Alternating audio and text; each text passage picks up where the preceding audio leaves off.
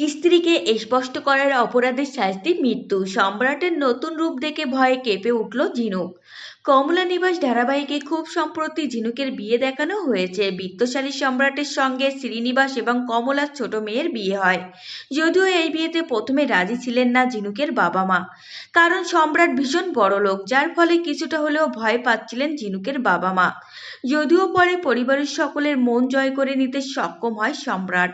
তবে বিয়ের রাতে সম্রাট ঝিনুকের বাবা মাকে জানিয়ে দেয় বিয়ে করার পর সে শুধুমাত্র ঝিনুককেই একা নিজের বাড়িতে নিয়ে যাবে, ঝিনুকের সঙ্গে আর কেউ যেন না যায়।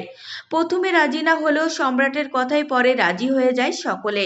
ঝিনুককে নিয়ে নিজের বাড়িতে আসে। সবকিছুই ঠিক ছিল, কিন্তু ফুলশয্যার রাতে যখন ঝিনুকের সঙ্গে একান্ত সময় কাটাচ্ছিল সম্রাট, ঠিক তখনই ঝিনুকের পায়ের কাছে চলে আসে একটা আরশোলা।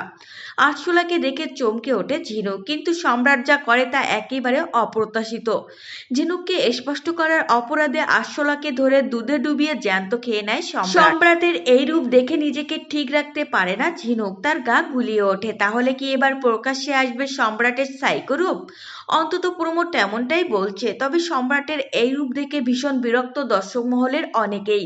এমন সাইকো ছেলে হতে পারে সেটা যেন বিশ্বাস করতে চাইছে না অনেকেই আবার এও বলছেন সম্রাট যে এমন কিছু করবে সেটা তারা আগে থেকে আন্দাজ করতে পেরেছিলেন, কারণ একজন মানুষ এতটাও ভালো হতে পারে না। তবে সব মিলিয়ে সম্রাটের এই রূপ ঝিনুকের জীবনে কোন ঝড় আনতে চলেছে সেটাই এখন দেখার। কমলা নিবাস ধারাবাহিকের এই টানটান পর্ব দেখার জন্য আপনাকে চোখ রাখতে হবে জি বাংলার সন্ধ্যে 6:30টায়।